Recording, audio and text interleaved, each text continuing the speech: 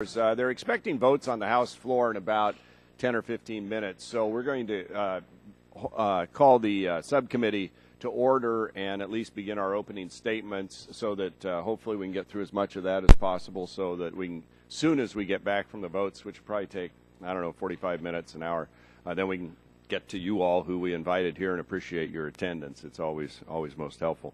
So I want to thank our witnesses for joining us and sharing their experience on innovation in the video marketplace. You know, the Telecommunications Act in 1996 is old enough to get a driver's license. The Cable Act is old enough to drink alcohol legally. And the Communications Act in 1934 has been eligible for Social Security for a long time. While age is an asset for a fine Willamette Valley Pinot Noir, in a technology statute, age can pretend irrelevancy. In the on-demand world of the Internet and mobility, the statutes that govern the video marketplace are blissfully ignorant of the changes that have taken place around them. Today, we'll examine the legal regimes governing how video content is regulated from creation through distribution and finally to consumption, asking one simple question. In a world where video technology is rapidly changing, are the laws keeping pace, and are they fostering a free market? The video marketplace has changed significantly in the last 40 years. From the network news era of the 1970s to the dominance of cable in the 80s and the rise of the direct broadcast satellite industry in the 90s, each decade has seen a new video distribution competitor and a new attempt by Congress to manage the market. Today, as a result of competition, at least 35% of American households have a choice of subscribing to either of the two satellite DBS providers, their local cable company, or the local telephone company for video services. Broadband is nearly ubiquitous, allowing consumers access to Netflix, Amazon, Hulu. Tablet and smartphone apps produced by content creators allow baseball enthusiasts to watch live games or movie fanatics to stream the newest releases. And there's more innovation coming. New entrants like Intel and Google and Sony expect not only to enter the video distribution marketplace, but to transform the way people watch television. In this diverse and evolving marketplace, one thing remains true. You should be compensated for your content, network investments, or intellectual property. If you lay fiber, you should receive fair compensation in the marketplace for your investment. If you create content, movies, television shows, or apps, you should receive fair compensation in the marketplace. And if you create smartphones, tablets, dongles, screens, or the software that runs on them, you should receive fair compensation in the marketplace. Given these technological changes and the multitude of options available to American consumers, our laws should reflect the operation of the free market in a competitive environment. Instead, we have a satellite law that finds its origins in ensuring access to content for a fledgling industry. A cable law that was passed when cable controlled over 90% of the video market, and broadcast rules that ignore the rise of alternatives to over-the-air reception. We can and should be engaged in a lively discussion, and I think we will be based on the testimony you all have, of how to unshackle the free market, how to remove the government from the business of manipulating the marketplace. These are complex issues, and they're of great importance to consumers and to the industries, and everything should be on the table for discussion. We'll hear from representatives of the content community, the major distribution networks, and from a representative from the public interest perspective to get a clearer picture of how our laws impact the video distribution business, affect consumers, and how they could be changed to better reflect marketplace realities. I want to thank our witnesses for being here. We are looking forward to hearing ideas on how we can improve the video marketplace by getting government more out of the way. This early stage of the process is a good time for us to take a larger look at the video marketplace. It takes time and process to develop good policy and even more to build consensus. Yet the deadline for authorizing Stella, or reauthorizing Stella, looms large, and we must continue to make progress there. With that in mind, I expect to circulate a discussion draft on these issues no later than the first quarter of next year. I'm looking forward to continuing to engage with my colleagues in the many industries represented here today on these important issues. And with that, I would yield to the Vice Chair of the committee, Mr. Latta. Well, thank you, Mr. Chairman, and I also want to thank our distinguished panel of witnesses for being with us to testify today. And today offers us the opportunity to continue a thoughtful and productive policy process by examining an important issue that affects all of our constituents. The video marketplace continues to evolve faster than most consumers, let alone government, can keep up with. However, many of the existing provisions in the Communications Act either no longer apply to the existing marketplace or are in need of serious updating. I look forward to a thorough discussion among our subcommittee members and the stakeholders as we grapple with the issues in the ever-evolving video marketplace, as well as the most appropriate legislative vehicle to move any proposed changes. I look forward to hearing from you all today, and with that, Mr. Chairman, I yield back. Thank you, gentlemen. Now turn to my friend and colleague from California, Ms. Eshoo, for an opening statement. Thank you, Mr. Chairman, and good afternoon to you, all the members of our subcommittee, and most especially welcome to all of our witnesses. Thank you for being here today to help enlighten us along this this path. You know, despite the title of today's hearing, Innovation and Regulation, I don't believe have to be in conflict. I don't think it's an either or. I think we have to have a very adult discussion about where we are today, where we need to go, understanding that what was written in the past served us well for a long time, but obviously we need an update. A vibrant video marketplace is one with competition, consumer choice, and basic protections to ensure that consumers have access to a competitive set-top box marketplace and aren't caught in the middle of a retransmission consent dispute they have no control over. Time Warner Cable and CBS reached a resolution, we all know this, thank God, earlier this month that returned programming to more than 3 million consumers after 32 days of blackout. I applaud both companies for reaching an agreement, but unfortunately, this is not the first time such a dispute has occurred, and it certainly, I don't think, will be the last. Since 2005, there have been 70, that's 70, disputes involving 392 stations in 297 markets for a total of 3,853 days of retransmission blackouts.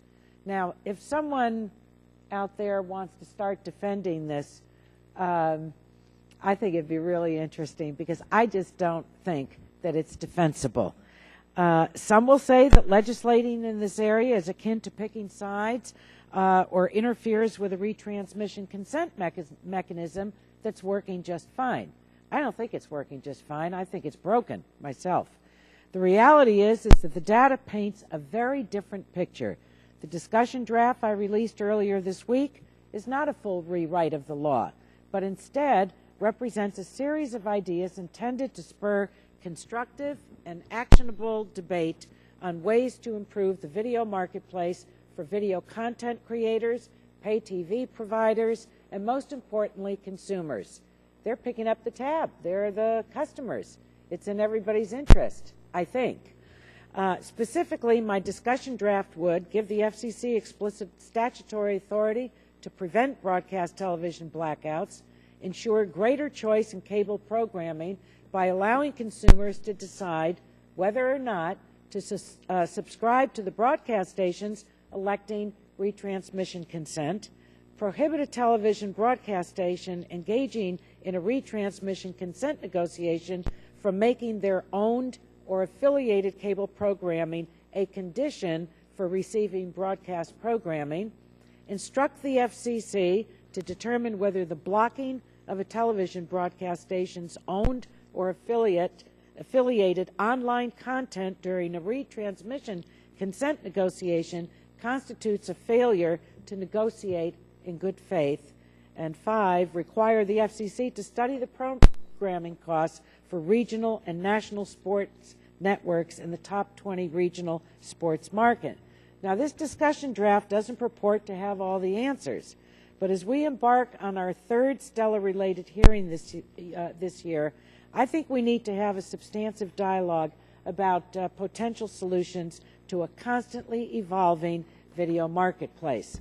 I want to thank the witnesses in advance for the testimony that you're going to give and for the feedback I hope that you'll give on this discussion draft that I just raised.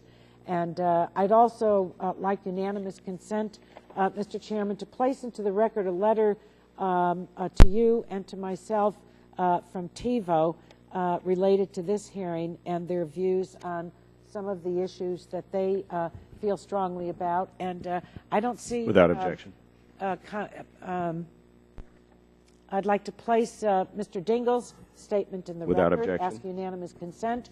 And I have 17 seconds left if any of my colleagues would like to use it. No? All right. With that, I'll yield back. Oh, you would. Mr. Welch. Oh, okay. All right. With that, I'll yield back. Generally yields back, and I seek unanimous consent and into the record a graphic and statement from the Motion Picture Association of America detailing the economic impact of video content and the rise in online options for consumers. Without objection. I'd now turn to Ms. Blackburn, the Vice Chair of the full committee, for 5 minutes, and we have a couple other members who'd like time on that as well, possible. That is correct, and I thank you, Mr. Chairman. I thank all of you for being here to visit with us today, and I kind of like the titling of this hearing, Innovation versus Regulation. And I have to tell you what I hear from so many of your product consumers in Tennessee, my constituents, is they feel like that innovation sometimes is harder to get to because of cost and because of regulation, especially when you're looking at some of the archaic video regulations that are stifling them from getting the content that they would like to have access to at fair market prices. Innovation isn't happening as rapidly as we'd like because we don't always have a free marketplace, if you will, in all of those areas. That's because the video marketplace is saddled with a 20-year-old law that unfairly treats competing video distributors with different rules. At the last video hearing, one member called the video marketplace and I'm quoting, a vast web of regulations. That's correct. Another colleague said, and I'm quoting, the video market is rapidly changing. Today the government intervenes in various ways. That is also correct. Our ranking member correctly said, much has changed since the 92 Cable Act, very true, and that we have a lot of work to do beyond Stella, which is also very true. I think you're going to see quite a bit of an agreement on these issues, and I think the chairman is very wise to start these hearings and to continue through this process as we look at the authorization of Stella. We're not waiting till we get to the end of 5 years to begin the work.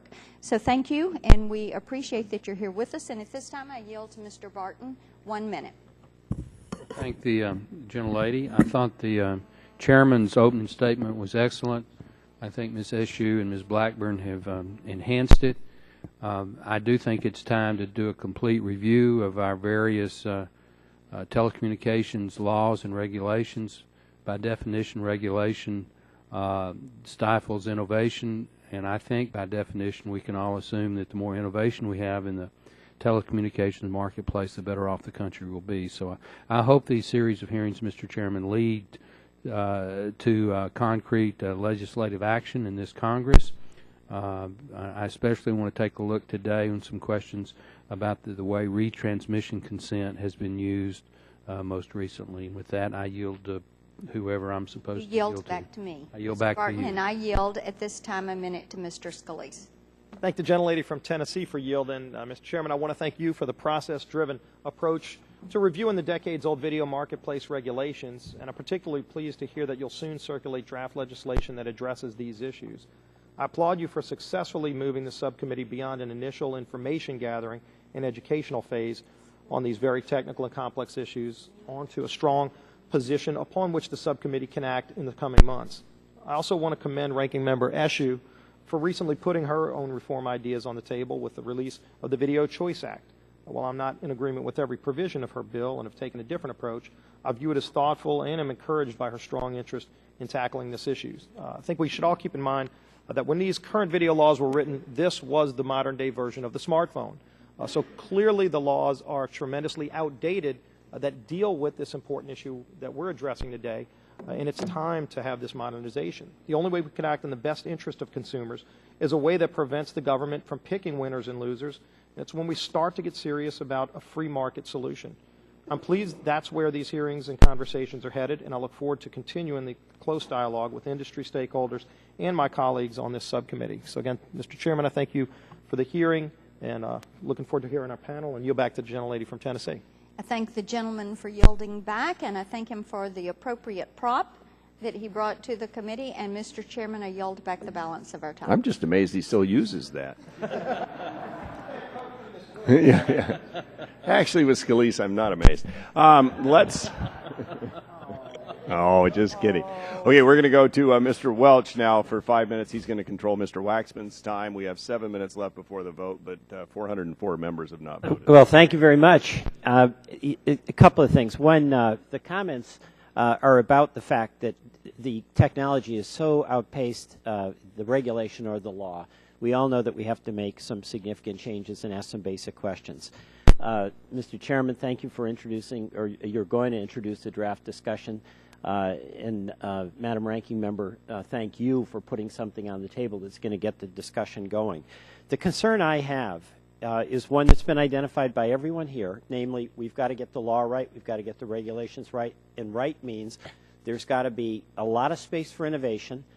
It means that there have to be rules of the road that are discernible and fair, but it also means and we have to have a business model where the various players, the content providers, the broadcasters, distributors, can pay their bills and make a reasonable return. But my concern, too, is that we've got to look out for the consumers. It's really getting out of hand. In the past 17 years, the cost of cable and satellite TV has increased 3 times the rate of inflation. And, you know, this is a big deal for all of the people we represent. Especially in rural areas. And, you know, the consumers need their access to the content, whatever manner they get it in their homes. And it's a big deal for them, and you know that. But they have no power whatsoever to affect what the situation is or what they're going to be charged. So if there's some business model out there where executives can literally pay a couple $100 million to somebody who can't get to first base, because they can pass it on to the consumers that all of us represent, that's not working. So having the basic questions here that have been put on the table, I think that really makes a lot of sense. The thing I hear from Vermonters, they're really getting squeezed on the cost of cable and satellite. You know, we're not going to have a proposal that's a panacea, but what we do have to do is have some approach where, as I mentioned, it's balanced because we have to have business models that work. We have to have rules and regulations that don't stifle innovation. But at the end of the day, we've got to do something to give some reasonable, fair treatment to consumers who have absolutely no ability to affect what some of these big deals and big negotiations are. So I commend the leadership on our committee for putting these issues on the table and hope to have our committee be successful in doing things that restore a balance with laws that are way out of date. I have some time, and I'd be glad to yield it to either of my colleagues. Mr. Lujan? Mr. Lujan. Mr. Chairman, thank you so much. And I also appreciate the fact that everyone's gotten together to encourage a broader conversation in this space. I think the one thing that I've been talking about in my office with some of my team members, and this was a result of watching Monday Night Football. The first channel that I put it on was on standard definition, and there were a lot of pixels and blocks moving around the television, and I quickly realized that there was a high definition channel that we could change to, and so once I moved there, everything was clear. And when I thought my eyes were going, I realized that they weren't. But the question that I have as we talk about retransmission fees associated with standard definition or low definition, weak definition, whatever we want to call it, versus high definition, is the complexities associated with what's required to get that feed to the home to be able to use on a technology, but also the rates associated with those packages. And quite honestly, if we're signing up for one package or another, why are we getting the 2 channels as opposed to the 1? And so I think that this is a question that I have just from a cost perspective, from a spectrum utilization perspective, from a space perspective with where we're transforming and where we're going to from an innovative perspective, that I would just like to pursue a little bit more and learn a little bit more of. So I appreciate the time very much, and I yield back. I yield back. Thank you. Everyone's yielded back. We're going to go into recess now. We'll return after the votes as soon as possible, and then we really look forward to hearing your comments, your testimony, and taking our questions. So with that, the committee will stand in recess.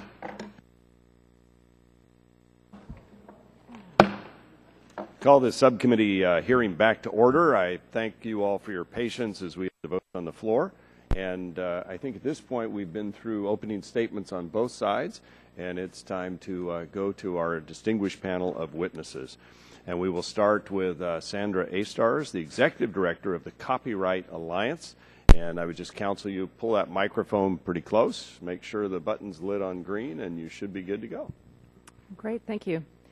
Chairman Walden, Ranking Member Eshoo, and members of the subcommittee, thank you for the opportunity to testify today about the exciting innovation that's occurring in the video marketplace.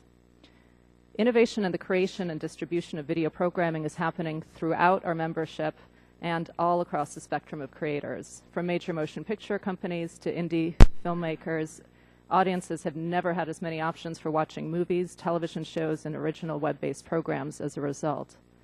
But creating audiovisual works with high production values is an expensive proposition. The work is labor and talent intensive, and it can carry commensurately large costs.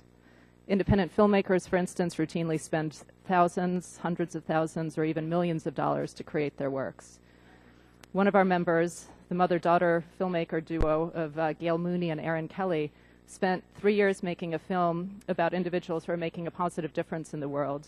After 6 months of pre-production work, it took 99 days, traveled to 6 continents and 17 countries, and then 30 flights, 14 vaccinations, 8 visas, 2,900 gigabytes of storage, 150 hours of footage, and 5,000 still image captures, followed by a year of post-production and another year of marketing and distribution to produce and distribute the film. And this was done as a do-it-yourself project. The bottom line is that all creators make big investments in their works, and encouraging them to keep creating will require ensuring that they have flexibility in how they distribute their works. Happily, because creators are embracing new modes of distribution, audiences have more choices than ever before for viewing films and television programs.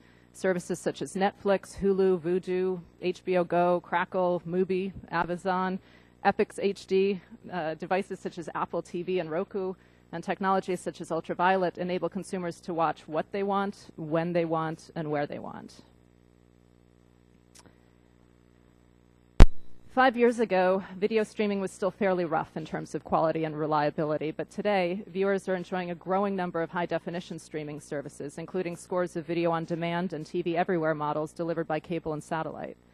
And more households than ever have access to this variety of programming through the internet. These developments show that the video marketplace is evolving daily and at an ever-increasing pace to the benefit of audiences. A couple of words about copyright, since I'm a copyright lawyer.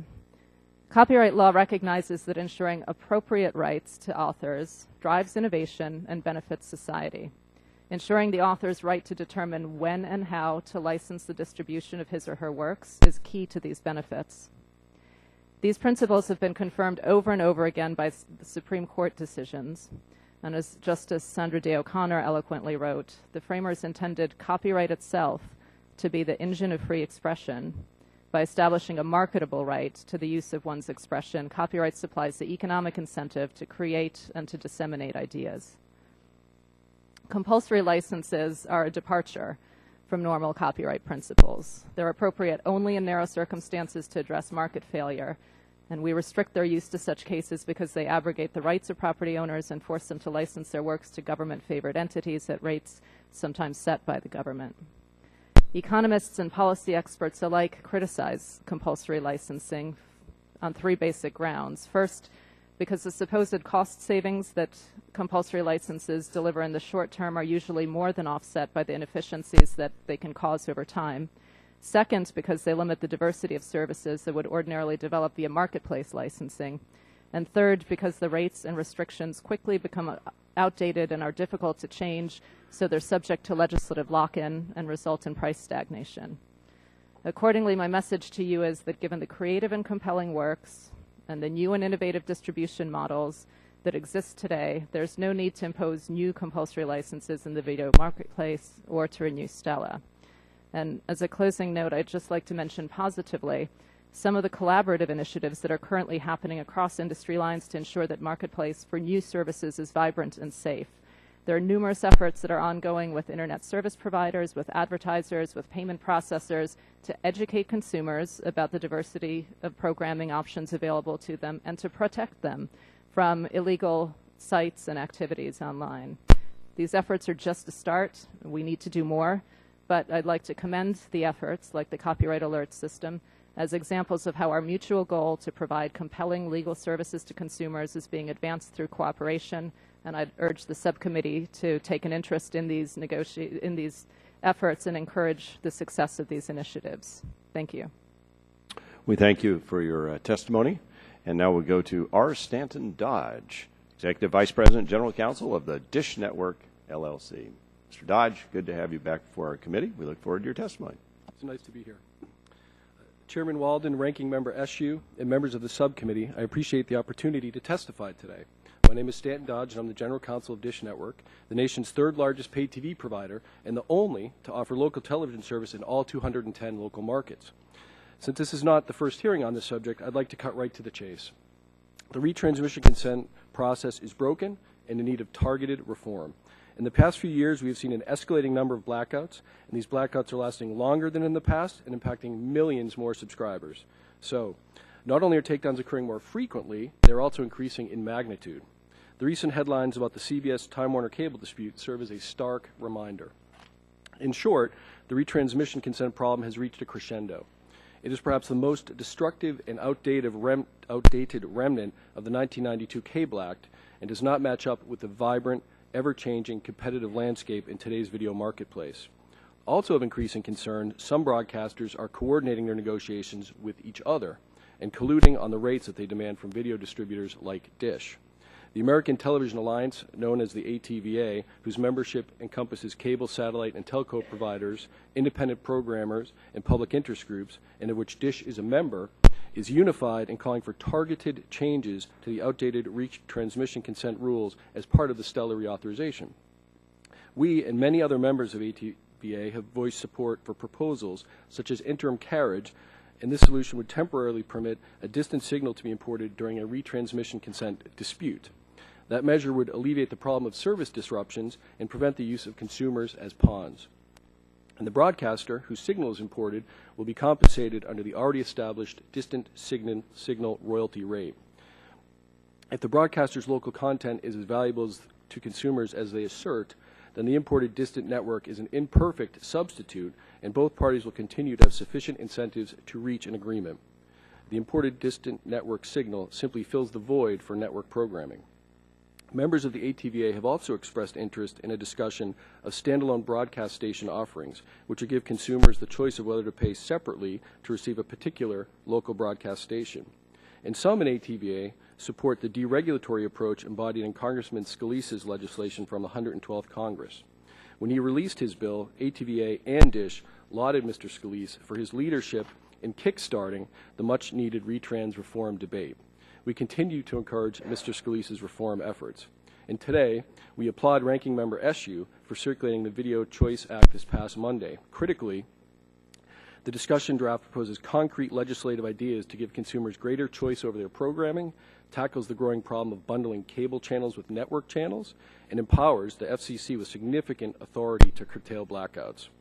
And we were pleased with Chairman Walden's announcement last night that he expects to circulate a discussion draft on issues impacting the video marketplace no later than the first quarter of next year. We look forward to working with Chairman Walden, Ranking Member Eshoo, Congressman Scalise, and the entire subcommittee to ensure that meaningful legislation is passed this Congress. As one can see, there are many ways to address the broken retransmission consent system, but without immediate action from Congress, it is likely that the blackout problem will continue to escalate, millions more screens will go dark, prices will increase, and consumers will suffer. The time to act is now. Thank you, and I look forward to answering your questions. Thank you, Mr. Dodge. We appreciate your comments and testimony as always. We'll now go to Mr. Edward L. Munson, Jr., Vice President, General Manager, KPHO Television. Mr. Munson, we're delighted to have you here. We look forward to your comments. Good afternoon. I'm honored to be here, sir. My name is Edward Munson. I'm the Vice President and General Manager of KPHO TV in Phoenix, Arizona. KPHO is owned by the Meredith Corporation. We have 13 stations across the country in places like Portland, Oregon, Nashville, Tennessee, and Flint, Saginaw, Michigan. I'm here today representing the National Association of Broadcasters. The topic of this hearing, innovation versus regulation in the video marketplace, touches on two concepts that are part and parcel to being a local TV broadcaster.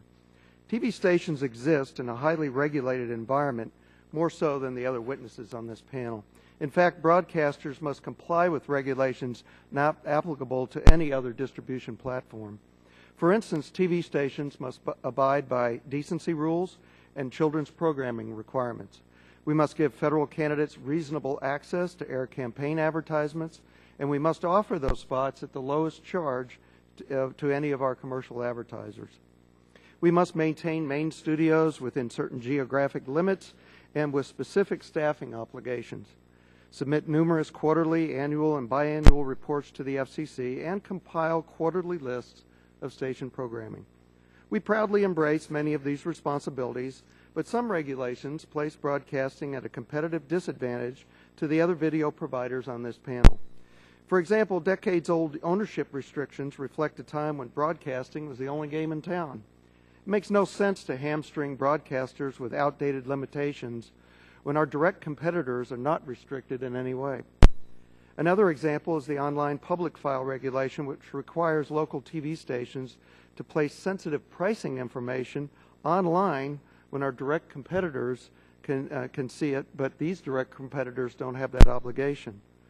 These types of regulations, fundamental fairness requires regulatory parity for the benefit of competition and consumers. Based on our fundamental obligation to serve the public interest, some in the pay TV industry are arguing that a programming dispute means broadcasters are somehow not serving their local communities. In the rare event that a broadcaster has a dispute with one pay TV company in a market, consumers have multiple other options to get their video programming. We understand that many of you are concerned about the impact these disputes have had on your constituents, and we share that concern. This is why it's important to remind this committee that no broadcaster has ever stopped broadcasting because of a dispute with a pay TV provider. We're never off the air or blacked out. Our signals are always being broadcast, and they're always free. Over my career, I've personally been involved in many successful carriage negotiations with companies like CenturyLink, Suddenlink, and Mediacom. My experience, like the experience of nearly the entire broadcast community, is that deals get done all the time. Of course, you don't hear about the ones that go smoothly. You hear about the handful that don't. And there's no doubt the Time Warner-CBS dispute was unfortunate, but it was predictable. The dispute seems almost orchestrated out of a D.C. lobbying playbook. Create a crisis, then run to Congress to fix your crisis in your favor. The pay industry, TV industry will tell you carriage impasses have dramatically increased, that the retrans system is broken and needs to be fixed. Honestly, this is a bit disingenuous. In the few instances where agreements have not been reached in the last 2 years, there's a distinct and disturbing pattern. 89% of the disputes have involved only 3 pay TV companies: Time Warner Cable, Dish, and DirecTV. Nearly 9 out of 10 disputes. That suggests to me there's not a problem with the process, there's a problem with the players, and we shouldn't be rewarding bad behavior. It's not a coincidence that these are the very same companies pressing Congress most aggressively for government intervention. These pay TV companies have ratcheted up their efforts for government involvement in retransmission consent negotiations because, despite having very healthy margins and soaring stock prices, they're looking to Congress to help control their programming costs. But pricing decisions are best left to the marketplace. Similarly, the government should have no role in deciding when, how, or where an owner of video content distributes that content. These carriage agreements are increasingly about the digital rights for our popular programming. We want to make sure that consumers using new and innovative platforms can access our content, which, in turn, fosters more competition in the video marketplace. In conclusion, television broadcasters provide the most watched media out there by a wide margin. We're not running to Congress to ask for preferential treatment in our negotiations or for any legislative changes to benefit our side. We want to negotiate freely in the market for the value of our content. We only ask that Congress not tip the scales in favor of one industry. Thank you, and I look forward to your questions. Mr. Munson, thank you for your testimony, and we will get to those very soon. We'll now go to David Rozelle, Executive Vice President, Suddenlink Communications. Mr. Rozelle, thank you for being here. We look forward to your testimony, sir. Thank you, Mr. Chairman. And again, please pull that microphone close and turn it on. Just push that button right there. Thank you, Mr. Chairman. Good afternoon, Chairman Walden, Ranking Member Eshoo. I'm not sure that is it pushed on. It is. I have a green There we go. light. You have to be pretty close to it. Okay, thank you. My name is Dave Rozelle, and I'm an Executive Vice President with Suddenlink Communications, a leading provider of cable video services and broadband Internet access to approximately 1.4 million households in second-tier cities, small towns, and rural communities. Thank you for inviting me to testify today. Speaking first to innovation, as a company, Suddenlink is a prime example of innovation in the cable industry. We have increased the number of HD channels we offer. We deliver video content to new screens like iPads, computers, and game consoles. And we have a partnership with TiVo to distribute their DVRs directly to our customers. Our broadband service delivers residential customer data speeds in excess of 100 megabits per second in many of the communities that we serve, including some very small rural communities. From the consumer standpoint, the state of video has never been stronger. Consumers today have many sources for video content. In virtually all locations, they can subscribe to cable television, DirecTV, or Dish and get 100 or more HD channels and the ability to record and watch at their convenience on a DVR. In some markets, they can also choose service from AT&T UVerse, Verizon Fios, CenturyLink's Prism TV, or Google Fiber. They can watch online video from a myriad of sources, including Netflix, Amazon, iTunes, and Apple TV, to name just a few. Also, consumers can access video on an increasingly wider range of devices. Cable TV Everywhere lets consumers watch video on their laptops, tablets, and smartphones. Sprint offers its cellular subscribers access to popular programs from networks like Comedy Central, Style, Discovery Channel, and more. The path to continued growth for cable is to enhance and expand its customers' use and enjoyment of our networks.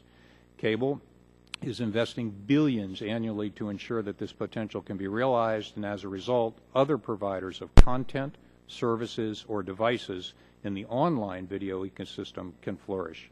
Our partnership with TiVo is an example of such efforts. In contrast to this dynamic growth, change, and innovative nature of the video marketplace I just described, our nation's communications laws have remained largely the same. Video distributors are subject to a range of different statutory regulatory regimes. While some regulatory differences are grounded in distinctions that warrant particular treatment, others echo outdated notions of market power. 20 years ago, cable served 98% of all multi-channel video households. Today, cable serves 56%. Many of the regulations adopted in the early years of cable video service linger and are no longer justified. Two areas ripe for reform are retransmission consent and the so-called navigation device integration ban. When the retransmission consent regime was first enacted, broadcast stations could only reach viewers off-air or through cable systems. Today, the multiple MVPD environment has substantially increased the leverage that broadcasters can exert in retransmission consent negotiations by playing one video provider off a number. Their leverage is exacerbated because broadcasters still control marquee events and because the network affiliation structure guarantees that in almost all circumstances, only one provider will be available to local viewers. In retransmission consent disputes, consumers bear the brunt of this imbalance. The number of RTC-related shutdowns increased from 12 in 2010 to 51 in 2011 to 91 in 2012. Policymakers need to take a fresh look at retransmission consent in today's marketplace. Similarly, whatever justification there was for the integration ban has long since been superseded by market developments. Cable operators are required by FCC rules to use a separate security module in set-top boxes they lease to customers instead of being able to integrate the security and channel-changing function of those boxes. This integration ban, which applies only to cable, has cost operators and consumers more than $1 billion since it went into effect in 2007 and wastes hundreds of millions of kilowatt hours per year. It imposes a material, unnecessary cost on cable video services when programming cost increases have stressed many household video budgets in recent years. How should legislative change be effected? While the targeted changes I just mentioned would improve the consumer video experience, the basic framework of the Act can remain in place. Congresswoman Eshu's draft bill is an excellent example. Thank you again for the opportunity to appear today, and I welcome any questions that you may have. And we thank you for your testimony, and we look forward to the questions and answers. We'll go now to Mr. James Campbell, Vice President of Regulatory and Legislative Affairs, Midwest Region, CenturyLink, Inc. Thank you, Mr. Campbell. Chairman Thanks Walden, for being with us. Ranking Member Eshu, members of the subcommittee, special hello to Representative Gardner from my home state. Thank you for giving CenturyLink the opportunity to testify before you today as a relatively new entrant in the video market. Obviously, content is going to be a big topic today, but I just want to assure you that CenturyLink does not seek to avoid paying for its content, but rather to create an environment where we go back to a true market-based negotiations, and we actually have two parties that are sitting at the table with some risk and giving something and taking something. By way of a little background, CenturyLink's the third largest telecommunications company in the United States. We offer voice, video, and data to over 14 million subscribers in 37 states. We offer that same service to businesses in all 50 states and some select international communities. And recently, with our purchase of Savvis, we were one of the largest cloud computing and data hosting companies in the world, combined with our cybersecurity solutions that we offer to the federal government and multiple state and local governments. So we are a true global player. With that, we've just recently got involved in the competitive video business in the last 5 years, where we've launched our Prism TV in multiple markets, including Colorado Springs, Central North Carolina, and most recently in Omaha, where we launched a gig service. It's a competitive service, and it truly brings a choice to the market. Consumers benefit from this choice. They get better quality service, they get more innovation, more investment, and ultimately lower rates. Unfortunately, the cost of broadcast content is threatening consumers' ability to receive just any of those benefits. So the regulatory regime we're looking at was created in an environment when the broadcasters or the federal policymakers were concerned that broadcasters were going to be subject to market abuse by the incumbent cable providers when they had virtually all of the market. Now, today, what was the sword or was the shield is now used as the sword. So as we face negotiations for retransmission consent, it becomes difficult for us to negotiate, and these rules are used against us in a myriad of ways, including the fact that national content can be forced down our throat, along with the local content through tie-in arrangements.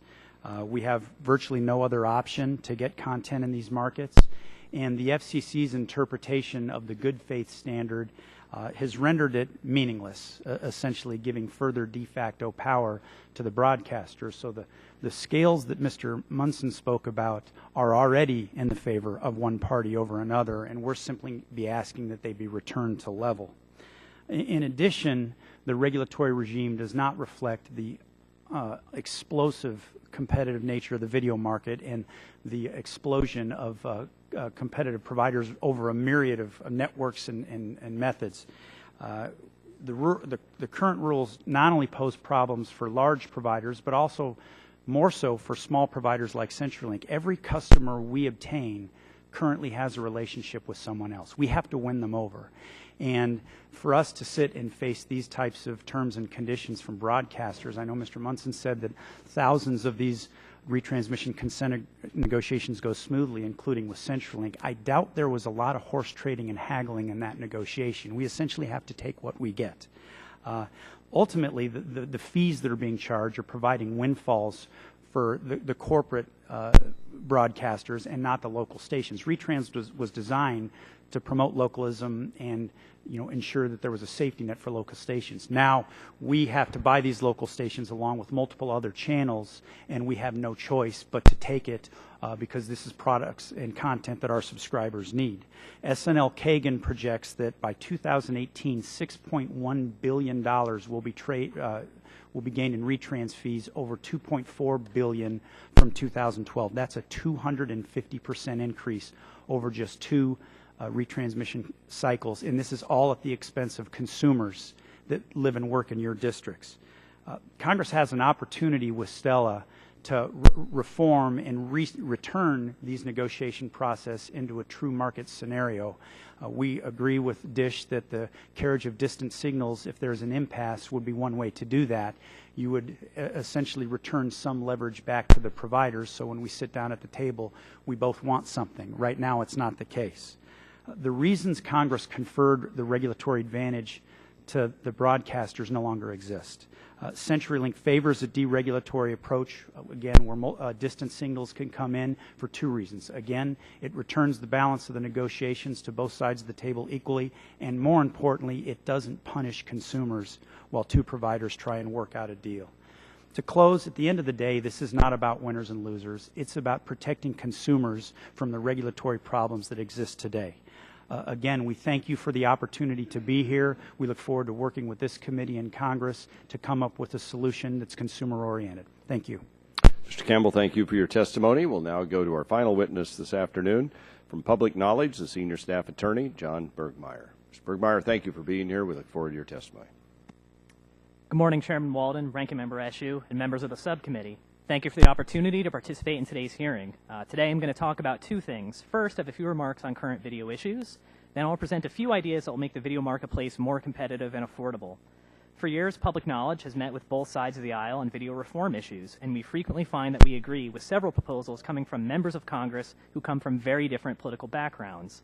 While there are some real differences of opinion on how to proceed, there's a widespread recognition that current rules and the market structure they enable are not serving the viewer as well as they should. We are in a window where reform is possible if and only if members of this committee come together to find common ground. The month-long blackout that kept CBS programming, both broadcast and cable, from appearing on the lineups of Time Warner cable subscribers has focused the attention of some policymakers. Ranking Member Eshoo's draft Video Choice Bill puts forward a number of creative ideas that could move the video marketplace in a good direction. Under the provisions of this discussion draft, not only would viewers be protected from the effects of corporate contract disputes that black out channels, they would get more choice in what channels they subscribe to and could see their monthly fees go down. Another approach, the Television Consumer Freedom Act, is being promoted by Senators McCain and Blumenthal. This bill proceeds from the observation that programmers, broadcasters, and cable companies all receive a number of special protections from the government. It asks that they provide viewers with more choice in exchange.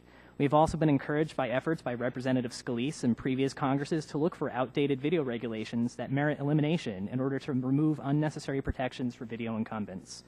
We should not overlook an important part of viewer choice. That is choice in the devices that people can use to access their cable programming.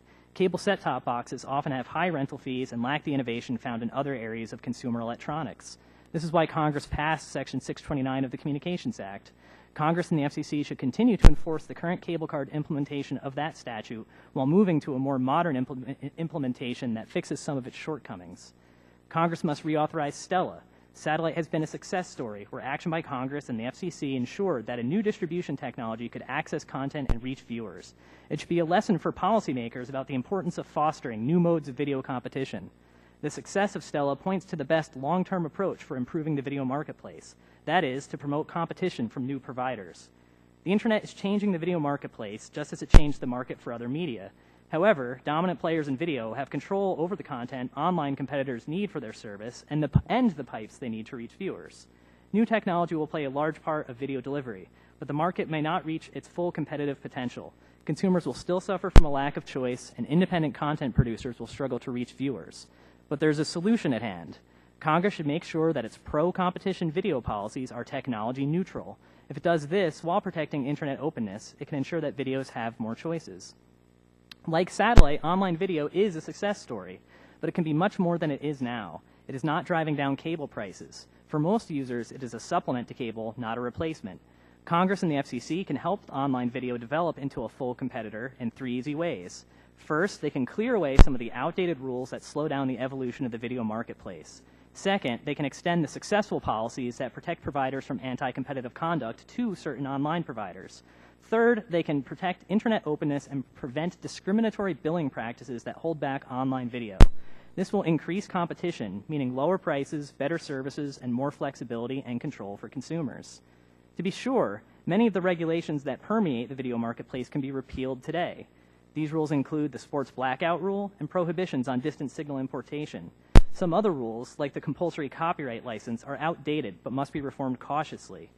Measures that are designed to mitigate the market power of certain large video providers should not be repealed until effective competition develops. Examples of these kinds of rules include the program access and program carriage rules. In some respects, they should be extended.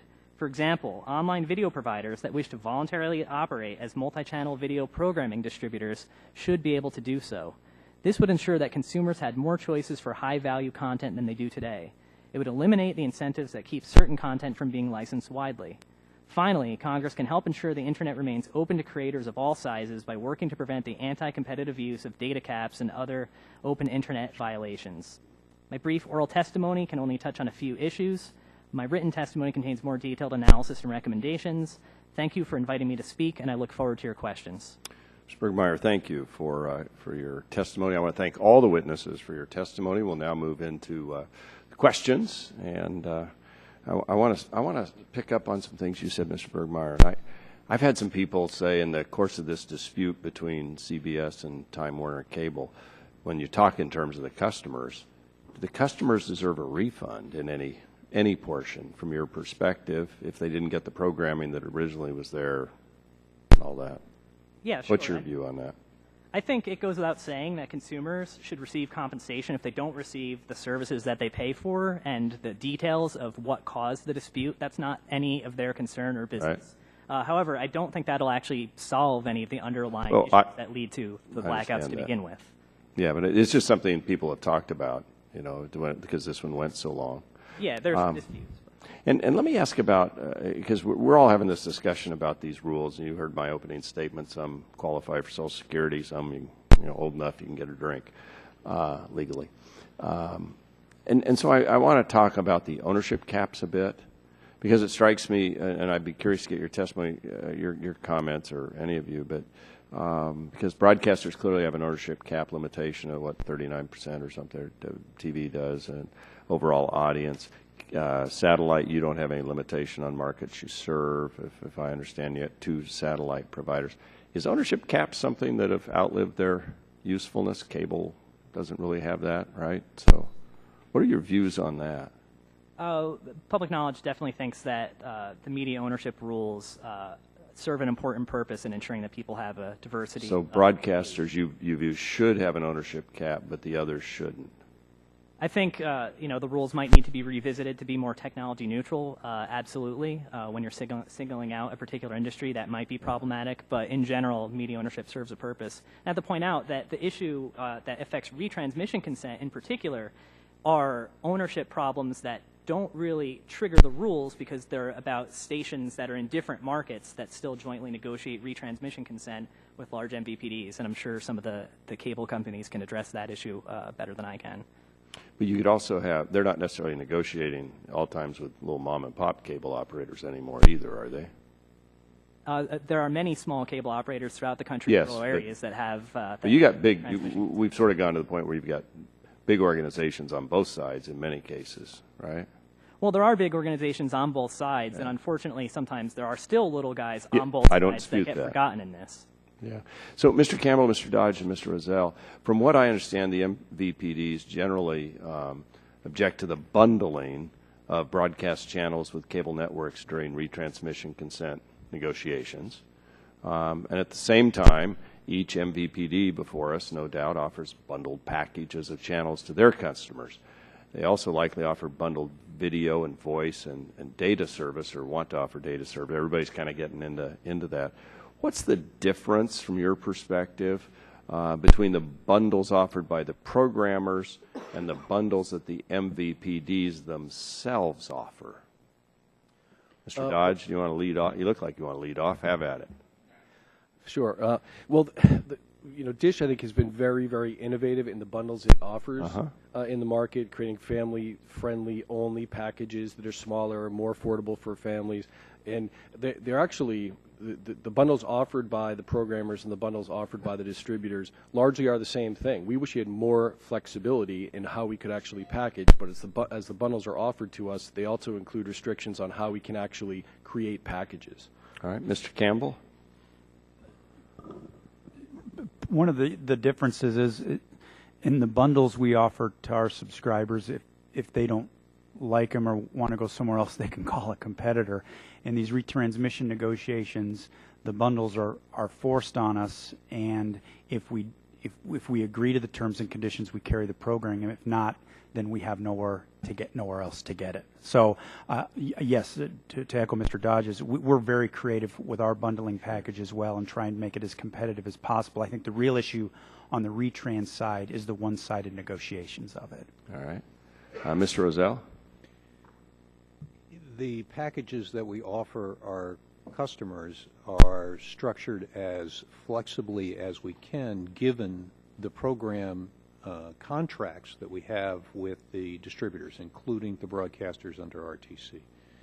And that restricts us from doing a lot of things that we would do were we left on our own in terms of offering flexible packages. We are very mindful of the impact of video cost on the affordability of video services. In many of our small markets, where it's a big issue. And we wish we had more flexibility, Mr. Chairman. All right. Mr. Munson, did you want to comment on that? I do not work for a company that owns multiple cable networks. But if you look at it as holistically, there are over 1,200 television stations in America. The networks themselves, let's say ABC Disney, I think actually owns only 8 of those 1,200. So the effect of bundling of cable channels with broadcast stations is really a small part of the regular negotiation. All right. My time's expired. Turn now to the gentlelady from California, Ms. Eshoo, for 5 minutes. Thank you, Mr. Chairman, and thank you to each one of the witnesses. I think you all gave really very fine testimony, obviously with, your own best wishes of what you think is excellent for everyone. But that's the way it is. Let me start with Mr. Dodge. Although DISH wasn't part of last month's dispute between Time Warner Cable and CBS, I understand many of your customers were still impacted. Why were they impacted? That's true, because CBS ultimately blocked anyone who had Time Warner broadband service from receiving their online content, regardless of whether they actually received video from So internet service was blocked as well? Correct. Regardless I think that's something for all of my colleagues to keep under their hat as we consider this. I mean, this is, it's metastasizing. I mean, this isn't just one area where people are affected. There's a multiplicity of impacts. Thank you for that. I'd like to go to Mr. Munson. In Mr. Campbell's testimony, he points out that the FCC rules prohibit cable providers from taking down broadcast signals during a Nielsen ratings sweeps week. My discussion draft includes a similar provision during a retransmission consent negotiation impasse. Why is it unlawful for a pay TV provider to pull your signal during sweeps weeks, but it's okay for a broadcaster to pull their signal during a retrans dispute, often timed to occur, actually, on the eve of a big sporting event? Yeah. First of all, maybe answer this last question first. The CBS, and again, I wasn't involved in the CBS Time Warner dispute, but no, but you're here. You're representing the broadcasters, so that's why I'm asking the broad question. Excuse the expression. As I understand, that retransmission consent contract ended sometime in June or July. There were extensions to it, and the contract actually ended, or the dispute ended up with CBS coming off the cable system in August. And they're really, in the month of August, we're in kind of the doldrums of summer, and we're in reruns. So you don't find any disparity, or even on the face of this, you don't see anything that's wrong with it? Well, there's always are you defending it? marquee events that are But going I mean, are on. you defending it? I'm not sure I understand the question. Well, you know, the whole issue. Well, I already gave you my question, and you know, maybe it's difficult for you to answer it, and I understand why. Maybe that's the real answer. So, thank you. I'd like to go to Mr. Bergmeyer. Thank you for what you said about the discussion draft. We appreciate it, and we want to work with everyone so that we come up with we have to have a very good, sensible, bipartisan approach on this thing. So I would appreciate what you said and in your testimony. Now, you stated that policymakers should reject attempts, whether at the FCC or in Congress, to weaken the cable card system or to make it more difficult for the FCC to implement its successor. Can you explain why ending the integration band before adopting a successor technology would disrupt innovation and harm consumer choice in the set-top box marketplace? Now, this is an issue that I go way back on, and I can't believe that many years have gone by since we did the legislation on it. But I obviously have a keen interest in what that policy produced.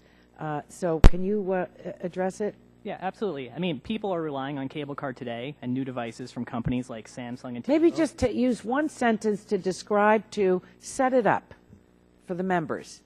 What does today's set-top box do, and then go to answering the question? Yeah, I mean, the set-top box is what allows people to access their cable content. It might be the DVR. It might have some other functions. And most people still are renting their boxes from their cable company. You know, you don't go into the store and buy a device like you do in a lot of other markets. Mm-hmm. And the Section 629 of the Communications Act was intended to address that and make it a more competitive market that's much more similar to other markets. And cable card, years ago, was the technology that the FCC and the cable industry and a lot of stakeholders came up with to implement 629. And it's still being used today. And as I was saying, you know, there are new devices coming onto the market that are using cable card, not just from TiVo, which everyone knows, but also from Samsung entering the cable card market. So it remains an important platform for innovation. And the integration ban issue, I mean, the integration ban just tries to assure that these third parties get the same level of support as operator-supplied devices, so that the first-party operator-supplied box can't do something that a TiVo or Samsung can't also do. Cable card isn't perfect, and for years, public knowledge has been calling for the FCC to implement a more technology-neutral, a better solution that we think solves a lot of the problems that I think members have identified with the cable card system. But if the system is weakened now without a successor technology in place, I think that essentially spells the death knell for Section 629. It'll still be on the books, but the FCC won't really be able to implement it, and it becomes less likely that it'll ever move forward. And the biggest problem with set-top boxes is still the high cost of people renting them every month. All right. Thank you very much. Thank you, Mr. Chairman. Thank you. Chair now recognizes the gentle lady from Tennessee, Ms. Blackburn. And thank you, sir. Mr. Munson, I'd like to begin with you. At our last hearing on video reform, that was in June, and I asked a question of Marcy Burdick, who was here on behalf of the NAB, and I asked her whether she thought the position the broadcasters took on the radio side, where they refused to recognize a performance right for sound recording, undermines their position for retransmission. And we got kind of a convoluted response on that one. I imagine you may have heard about that in preparation for the hearing today, and it was something about there's been a symbiotic relationship between radio and artists, but nothing really clear. And the reason I bring it up again is because I'm sure that you saw this ad in yesterday's Politico, and it quotes a broadcast executive who said, and I'm quoting, "The idea that we have to pay them to put up their music on our radio stations is absurd." So, Mr. Chairman, I'd like to enter that into the record. Without objection. Thank you, sir. And so I'm coming to you now. And my question for you, sir, is can you square that up for us and explain why the broadcast industry supports compensating content owners in the TV market, but not in the radio market? Thank you, Congressman. If you take a look at it, in essence, there are two different business propositions. On the radio side, well, let's start with the TV side. On the TV side, we are creating content that multi-channel video providers want to buy and then resell to the consumer. So we enter into a negotiation, and by the way, they mark that up so that they can make a profit on it. And we enter into a negotiation whereby they buy the programming and then resell it. At the same time, at all times, we are over-the-air free, and we provide that service for no fee if you want to put an antenna up and watch it. On the radio side, that's a direct relationship between the radio station who plays the music of the artist. The artist then increases their Sir, it is all still content. Your answer doesn't square up, so you might want to go back and listen to that. Mr. Dodge, you got any thought on that? I don't see any difference. Thank you. Anybody else want to weigh in on that? Public knowledge has supported that radio broadcasters should pay performance royalties, yes. Yeah, okay, thank you. Mr. Campbell, I'd like to come to you for just a second. I'm always amazed, and I think you're probably hearing this a lot. People talk about retransmission taking place in a free market. And I look at some of what goes on, and I'm thinking, you know, you look at the mandates: retransmission consent, a compulsory copyright, basic tier placement, required tier buy-through, et cetera, et cetera. The list goes on. And those are not necessarily what we would call free market terms. So if you can, just give me a kind of a thumbnail sketch. When you look at this, and we want these negotiations to take place in a free market, that may not be the case. And if not, what rules do you suggest that Congress examine so that we come to a level playing field? You know, in your perfect world, what would we be looking at? Representative Blackburn, thank you. You are correct. I think in any free market negotiation, both sides come to the table with some risk and some benefit. And speaking as a new entrant, it's completely skewed in favor of the broadcasters, and that's largely as a result of the regulations in place today. That's why I think the discussion that Representative Scalise started last year is a great way, and I think that's probably why here today. And I again commend Ranking Member Eshoo for her draft this week. I think people are realizing there's a problem. Our proposal of a distant carriage, we think, brings the scales up to a level playing field, and here's why. We need to get local news to our consumers, and the broadcasters want to tie that together with national content. They probably want to have all this tied together and us pay a premium price, 200, 300% increases. I think if we're carrying another signal in an adjacent market, even though our consumers don't get the local news, the broadcasters are incented to come to the table and get a deal, and we're incented to come to the table to get a deal because we both now have something that we want to offer our consumers that's not there at that time. But just saying take it or leave it, or you go black and there's nowhere for us to turn is not a free market negotiation. You're back.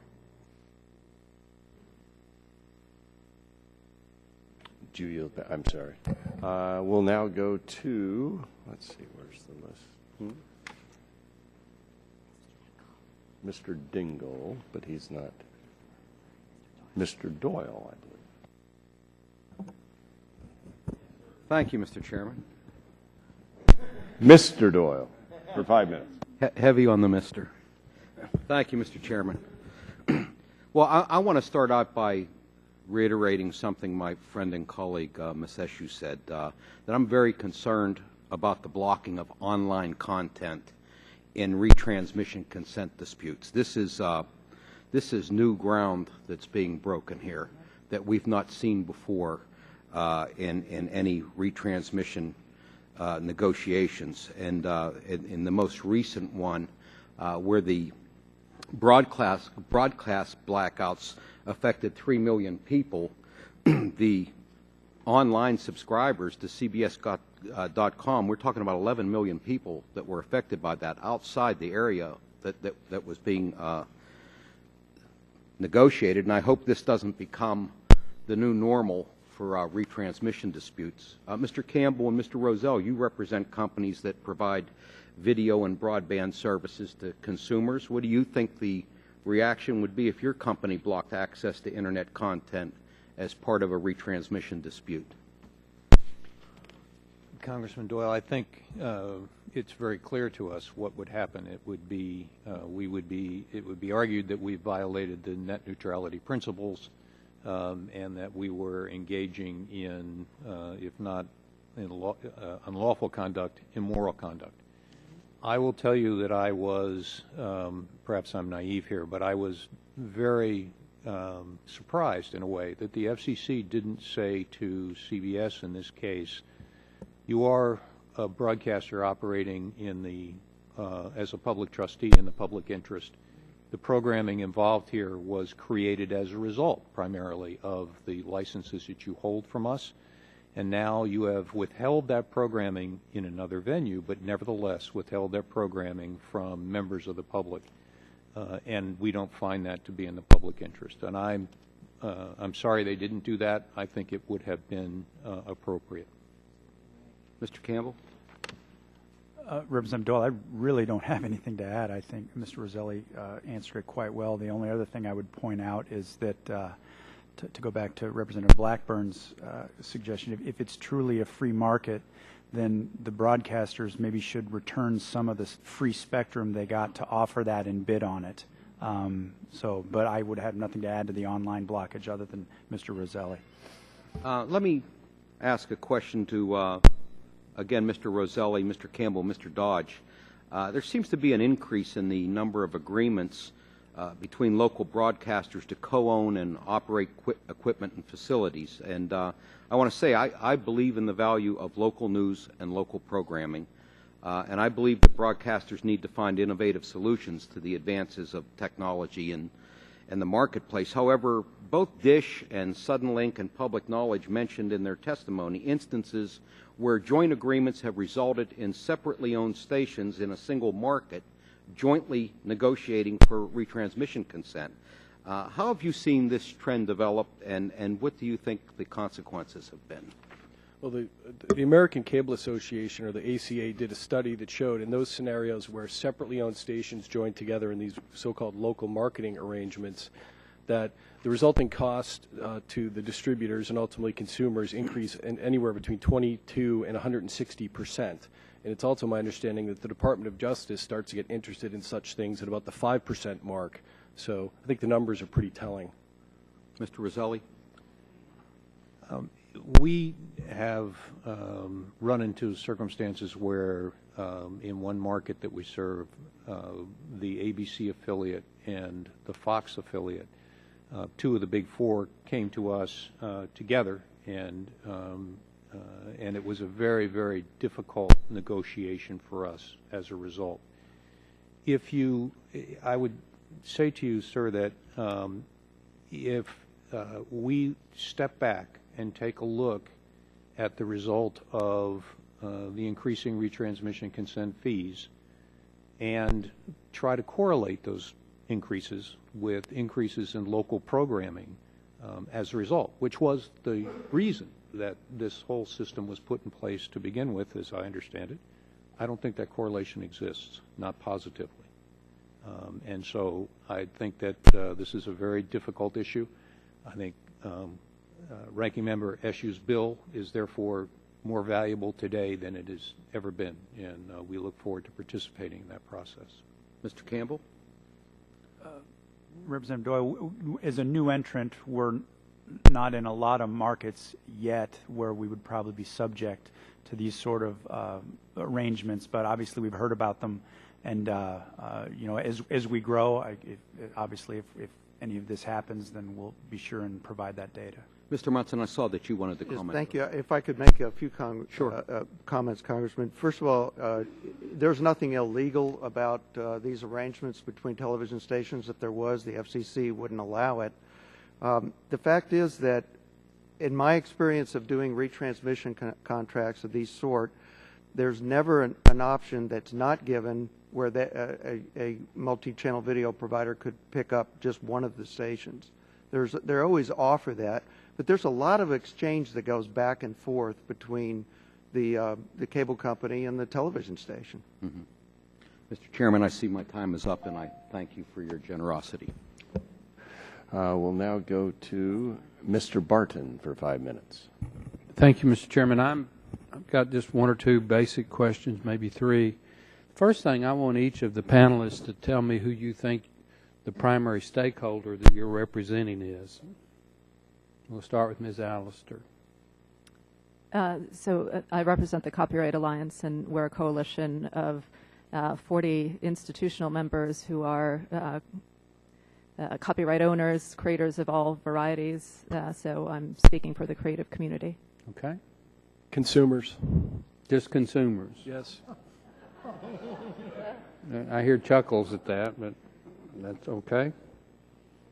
The National Association of Broadcasters and KPHO Television and Meredith Corporation. Where is KPHOU? We're in Phoenix. Phoenix, Arizona. Okay. Mr. Dodge stole my response, Congressman, but I'm here representing Suddenlink Communications. Representing who? Suddenlink Communications. What is Suddenlink Communications? Suddenlink Communications is a cable operator. It serves about 1.4 million customers throughout the United States, and we are a member of the NCTA, but I am here representing the company. Okay. Representative Mr. Dodge once again stole my thunder. We are representing our subscribers who are trying to bring a competitive choice in the marketplace against the incumbent providers and other video providers. So you're a cable company? We're a telecommunications company. We offer video services over an IPTV network. We currently negotiate cable franchises in some cities, or we operate under statewide franchising. But yes, it's a wireline facilities based that currently passes over 1.5 million homes. Okay. And Public Knowledge is here to represent the interests of TV viewers. TV viewers. Yes, sir. Do people subscribe to Public Knowledge? I mean, is this kind of like Heritage Foundation or not Common we're not Cause? Quite at that scale. We're not quite at that scale, but we're a nonprofit public interest group. Okay. Well, you know, I asked the question because in the old days, you know, I knew who the broadcasters were, and I knew who Comcast was, and I knew who AT&T was, you know, and I knew who the local affiliate station was in my district. But you could put a gun to my head, and I wouldn't be able to tell you without you telling me who you folks represent, because the marketplace is totally different. Totally different. Now, I have at various times been a customer, which means I pay money for services, of Time Warner Cable, Comcast Cable, Charter Cable. Currently, I am a paying customer for DirecTV. I just switched from Comcast to Verizon Fios, and I'm in the process of switching from Charter to AT&T UVerse. Okay? Both Verizon Fios and AT&T UVerse are bundled services, which I get telephone service, keeping my old telephone number, internet, high-speed so-called service, and what I would call cable or television service. Okay, and I pay a flat monthly rate, which is lower than the old separate rates. Who can tell me what body is the dominant regulator of the bundled services that I now am receiving through Verizon Fios and AT&T UVerse? Is it the FCC? Is it the cable? I mean, who is it? Representative, I think the answer is yes. In our case, We offer the bundle telecommunications, video, and data. From a telecommunications perspective, the FCC and the state public utilities commissions regulate that portion of the service. From the video perspective, local governments are current, and the FCC have some oversight, but not as much as they used to, regulate the provision of cable service. And then the broadband's kind of out there in its own little world. Well, my time's about to expire, but the point of the first question, the point of the second question is the laws that are on the books had no conceptual ability to foresee what is now happening in the marketplace. And again, when AT&T was a phone company, we kind of understood the law regulating telephone service. And when Charter was a pure cable company, we understood the law regulating cable television. Well, Charter has bundled services. All these groups have bundled services. And I don't think even you folks, as smart as you are, really can delineate who the dominant regulator is or even how to regulate if you need to regulate. So, Mr. Chairman, my time's expired, but that's why your hearings are so important, and I really hope that we can come up with a way to bring the regulatory scheme, if we need one, into the 21st century. I thank the gentleman, and I'm going to just exercise Chairman's prerogative for just a minute, because I think it is important. We have a little fun and frivolity in these hearings, but when asked who you represent here, unless you're co-ops, you're probably also representing your investors and shareholders through a fiduciary responsibility. I recognize you're always representing your customers, but fundamentally, is anybody here not representing your owners? Yes, fair enough, Mr. Chairman. I wasn't sure where the question was going, but of course I represent. That's why I thought you might Dish want Network. everybody might want to qualify that. Dish Unless you're a Network. co-op, right? Anybody disagree with that? Not at all. There you go. All right, now we go to, I believe, Mr. No, they're all gone. Mr. Latta. Thank you, Mr. Chairman, and thank you again to all of our witnesses today. I greatly appreciate hearing your testimony. And if I could start with Mr. Rozelle. In your testimony, you state that whatever justification there was for the integration ban has long since been superseded by marketplace developments. And then you go on to state that consumers and operators, this has cost them more than $1 billion since it went into effect in 2007. I was wondering, could you expand and elaborate on what you gave us in your testimony about the integration ban? Thank you for the opportunity, Congressman Latta. The figure $1 billion comes from a rough calculation that the cost of adding a cable card to the boxes that we distribute directly to our customers costs about $50 a box. It also adds significantly increased electrical costs associated with the operating of the box. There are roughly 40 million cable cards out. The program has been successful. It was passed in 2007, and the country is full of cable cards. The relationship that we have with TiVo, which uses cable cards, is an example of the success of that program. And it is one of the big reasons why that experience that we've had and our continued operating premise, which is that any video customer that comes to us with a device from wherever it came will be supported by us if it wants to take our cable television services. Video services are so highly competitive that if we do not support them, they'll go someplace else. Let me ask real quick, when you say that you'll support anything that is brought to you, is that put a technological strain on you or on your tech crews? There may I'm no engineer, sir, so it's possible, I suppose, someone could show up on our doorsteps with something that simply wouldn't work.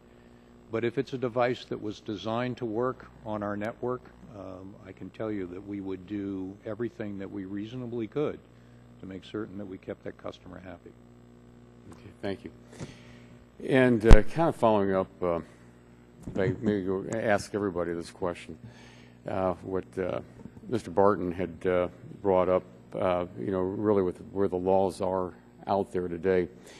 For each of you sitting out there today, if you could just, and we're pretty much have heard from everyone that, the laws are either outdated or we have problems.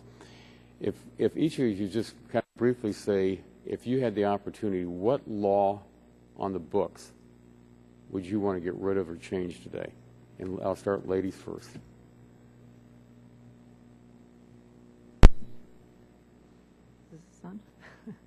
I think, as I said in my testimony, the Copyright Alliance represents largely copyright owners, and from a copyright perspective, statutory licenses are disfavored. And I think to a greater or lesser extent, most of my members would agree that the existing licenses are an anachronism, but we also recognize that there are business practices that have grown up around them, and so to unwind them, we would have to, give some further thought as to how to do that in a way that's not disruptive. Okay. Mr. Dodge? So if the choice was completely getting rid of something versus targeted reform, then we would say get rid of the retransmission consent scheme to the core along the lines of what Mr. Scalise has proposed. Okay. Mr. Munson? I guess I would say the ownership caps would be the first thing. But if I could mention one other thing. Oh, sure. Thank you. And that is, there's been a lot of talk about whether the retransmission consent is broken or not. But I don't know if I'm the only one on this panel, I think I am, that actually has negotiated a retransmission consent contract. And I find that it works. It ends up going down to the wire, as many negotiations with businesses do. But what's not broken here, even though we have brick cell phones and everything else, but what's not broken here is when two companies get together, one company wants what the other one has, and they get together and negotiate a deal, and then only 0.5% of the deals go public and end up with an impasse. And I'm running out of time here. Mr. Rozelle? Congressman Ladd, I have also negotiated retransmission consent contracts, and I would tell you that in the case of Suddenlink, they were almost always successfully negotiated because we simply didn't have any power at the table to do anything other than accept the deal we were given. If I was going to affect a set of laws, I would affect the broadcast carriage laws that impact retransmission consent. Mr. Campbell? I would echo what Mr. Dodge and Mr. Rozelle said, and I too have negotiated retransmission consent. Obviously, over the years, the leverage has been swayed in favor of one side, and at some point this is accelerating upward, and the model breaks with these types of increases. Mr. Bergmayer? Well, it's hard to pick just one, but for these purposes, basic tier buy-through, and our testimony has a number of provisions that should be sunsetted, listed. Thank you, Mr. Chairman. My time's expired, and I yield back. Gentleman yields back. We'll now go to Mr. Scalise for 5 minutes. Thank you, Mr. Chairman. When we talk about the different challenges that each of you face, you each have different groups that you answer to, corporations, boards, customers. Ultimately, you're all trying to provide services and represent those people that create the great content that we all enjoy. And so when we have this conversation, the reason I appreciate the chairman's focus and the ranking member's interest in this is that I think we all want to make sure that the policy's smart and reflective of the world that we live in today. And I bring the phone not just to point out that I cannot text the chairman to give him the LSU-Oregon score on this phone, but this was the modern device at the time these laws were written. And if you look at what you can do with this device today, and you compare it to what you can do with this device, and when people realize that the laws that are on the books today that all of you have to deal with were written for this, not for this, and haven't been changed since this device was the modern device. shows you how outdated the laws are, but it shows you how complicated it makes your jobs and your daily lives. And government needs to go and get with the times and figure out that you're living in a different world. You have to go in negotiations every single day, dealing with the realities of modern technology. You couldn't even text somebody, but you surely couldn't download video, audio. The things you can do today have complicated the marketplace because now the laws are written in a way where you literally had one broadcaster sitting in a room with one cable operator. You had a monopoly negotiating against a monopoly. And maybe that worked back in that day, but we're not in that day anymore. Every consumer benefits from the fact that they've got multiple options. If they want to turn on a TV, they can get that through a cable wire, they can get it through fiber, they can get it through a satellite, they can get it from so many sources, but they can also go on their mobile device and just download it onto their iPhone or iPad or Galaxy, whatever device you've got. And yet the rules are so rigid that it forces, in some cases, government picking winners and losers. In some cases, you have complications. You've got to go to the FCC to get a ruling. And the innovation that's lost is really what hurts the consumer. And that's really why we're here today. I want to ask you, Mr. Campbell, because y'all just recently rolled out PRISM. It's a fairly new product that, that you're into this marketplace in video. And you've had to go through some of those growing pains in establishing these relationships and negotiations. And the negotiations are different depending on what kind of cable service or what kind of product you're trying to provide. Because if you're going to a broadcaster, it's a different negotiation than, for example, y'all are based in Monroe, Louisiana. We're proud to have you as a Fortune 500 company in Louisiana, but you're in Monroe. And a lot of people now know about Monroe because of Duck Dynasty. #1 show in the country. Duck Dynasty, we're very proud of that. They're from West Monroe, they would tell you, not just Monroe. But, the reason 11 million people or so last week wanted to watch that show is because it's really good entertainment. But that's not a broadcast network. #1 show in the country, it's not a broadcast network. It's not CBS or ABC or NBC or Fox. It's A&E. So your negotiation with them to get that programming that everybody wants is a lot different under the law than a negotiation with CBS or ABC or one of those broadcast stations. Is that correct? That's correct. And so all you're asking for is a free marketplace where you want to pay people for their copyright. Our copyright artists, Mrs. Stairs' clients, they provided content. They ought to get paid for it. But shouldn't that negotiation happen for A&E the same way as CBS? Because you're a consumer. You're just flipping through the channels. You want to watch a show. Why should one negotiation be ruled by the government in a different way than the other channel when the consumer, it's a seamless operation? Representative Scalise and I have spent a lot of money at the Duck Dynasty shop for my children, by the way. But you're exactly right. A&E was created, and there's no sort of scales that are tipped in their favor under the law that would give them an advantage over us in a negotiation. They've cleared their copyrights. Sometimes the broadcasters that we deal with don't, they don't want to clear all those, which is part of the compulsory license issue. But you're absolutely right. They're in a different they're under no regulatory regime. So we sit down with them on one channel, we negotiate carriage, we come up with an agreement, we put them on. Yeah, and clearly we want everybody to be treated fairly. We want you to have to go, and whether it's CBS or A&E or any other channel, go have the negotiation. If you come to an agreement, great. If not, obviously you go somewhere else. You look for other means to provide the service. But the broadcasters ought to be paid for their content. The artists who created the content ought to be paid. But it should be done in a free market. You shouldn't have must carry here, and then you've got buy through. You've got retransmission consent. You've got compulsory copyright. There are all these things stacked on top of each other. Broadcasters have limitations under current law. They can't even own multiple media outlets yet. If you're operating on the internet, you don't have any of those limitations. And yet you're competing against each other, but one guy's got one set of rules he's playing by, and somebody else has a different set of rules. And so all we're trying to do here is start this conversation to say, look, might have worked in 1992. Things are dramatically different in a great way for us in terms of innovation, but don't have these laws hold us back on the innovation for today. And that's why the conversation not only needs to start, but ultimately we need to get to the point where we can actually get to text, get to a position where we can update and modernize these laws to reflect what's happening in the real world today. But I appreciate all of you for what you do to provide great services, because customers love it. But we ought to make sure it's being done in a free and open marketplace that reflects today's technology. Thank all of you. Thank you, Mr. Chairman. I yield back. Balance my time. Thank you, Mr. Scalise, for your work. We'll turn now to Mr. Lujan for 5 minutes. Mr. Chairman, thank you very much, and to you and to the ranking member for the work you've been doing in this space.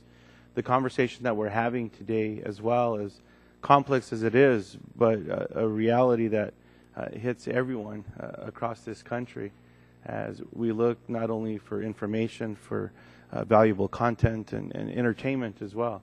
So thanks to everyone for being here. I want to recognize as well the important work that the broadcasters do in making sure that during times of emergency we're able to get that local news. There's actually flash flood warnings taking place in my district as we speak. There was a tornado that was spotted early this morning. That warnings went out to the community that we're able to depend on that. But on the same note, as we talk about that, when these conversations are taking place with the breakdown that took place between CBS and Time Warner, and content is shut off, that valuable asset, if consumers don't have redundancy, my rabbit ears are now, I guess, the digital form of those in their home.